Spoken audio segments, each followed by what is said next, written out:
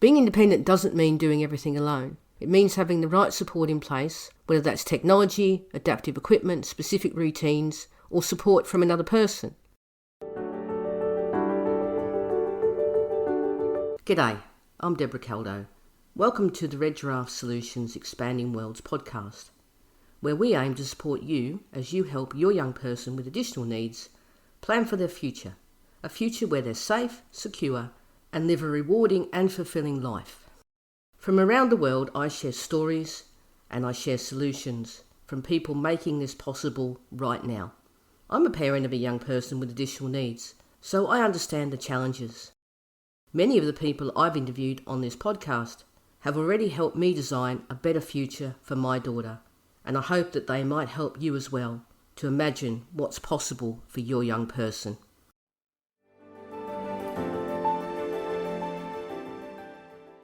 In last week's episode, one of the things that we talked about was independence and how it continues to be an emotive issue. We all want to step back, but, and it's an understandable but, we worry for our children. Despite what others may tell us, we do know our children best. We know their strengths and what they find a challenge. But I also wonder if one of the issues is the way that we define independence. It's almost like it's an all or nothing concept.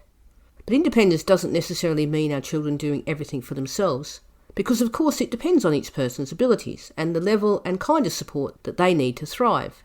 But even though we know this is the case, we still do talk about independence as this linear thing where we strive to get to a certain point. Or we look and we say, well, that's never going to happen for my child. They can never be independent. Perhaps if we redefined independence as a spectrum, not a continuum, it might make more sense.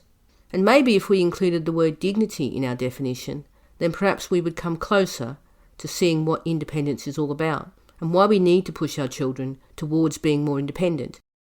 Because independence can mean someone living on their own, but with occasional support visits, or it might mean someone involved in making their own choices about daily routines or activities, even if someone helps them do the things they decide they want to do. Being independent doesn't mean doing everything alone. It means having the right support in place, whether that's technology, adaptive equipment, specific routines, or support from another person. These supports, like a communication device for example, or having a support worker, actually increase independence, not reduce it. And I think we really need to make sure that when we think of independence for our children, we include in our definition the word dignity. One of the universal truths for our children is that too often they don't get a lot of choice. Often they don't get to choose the right school, they don't get to choose to go to work, they don't get to choose who they live with, and often where they live. Choice is related to dignity, because having the ability to make choices gives people control over their own lives. And that control is a key part of feeling respected and valued as a human being. When we get to make our own decisions, even small ones, it shows that other people respect our autonomy. Being allowed to choose means being treated as capable and worthy of respect. Choice gives a sense of power, and yes, that's about independence. We all deserve the right to be active, not passive, in decisions that affect our lives. So when we think about independence, it's not just about doing things for ourselves, without anybody helping us. It's also about self-confidence, decision-making, and having a voice. Emotional or social autonomy is just as vital as practical independence. I guess the way we see independence is driven by societal norms. We grow up, we move out, we become independent. But for many of our children, independence in any area often comes in smaller steps, like learning to travel independently on a familiar route before moving on to longer journeys. So when I talk about independence as a spectrum, what I mean is exactly like this. Someone might be very independent when it comes to travel, but needs support in another area. As an example, my daughter can cook for herself, but needs help managing her money, which is why we set up a trust for when we're no longer around. She can clean her own room, but we've also provided support, in this case technology, to help. Take it from me, RoboVacs are a game changer. Using tools like this or other technology, or any assistance, doesn't make someone less independent. It just makes them more capable of getting something done. So if we think about independence as having all these different parts, I guess in a way what we did with our route map, then we can see where to start. Just saying I want my daughter to be more independent doesn't mean an awful lot. But if I say I want her to be able to make her own lunch independently, it makes more sense. And what we all decide is the best place to focus on will depend on our children. But speaking from personal experience, sometimes the smallest starting point is the key to long-term success. At one point in time, we were just happy for our daughter to put some of her dirty clothes in the washing basket. Now her washing is her problem and we don't need to get involved.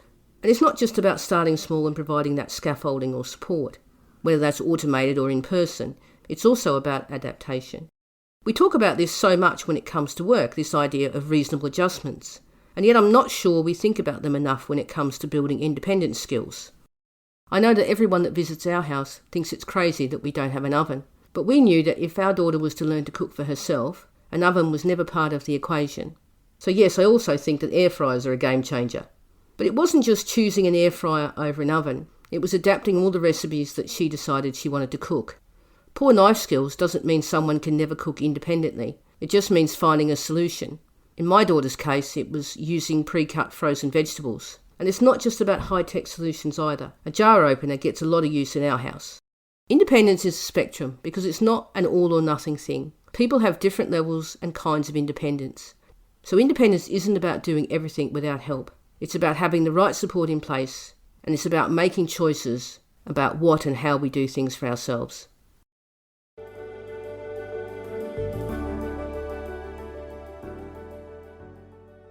I just want to say thank you for taking the time to listen, and I hope that the stories and solutions shared on here help you as you support your young person to create their future. If you know anyone who would find the ideas useful, please share the podcast with them. You can find me on Instagram and Facebook. You can also connect with me on LinkedIn at Debra Caldow.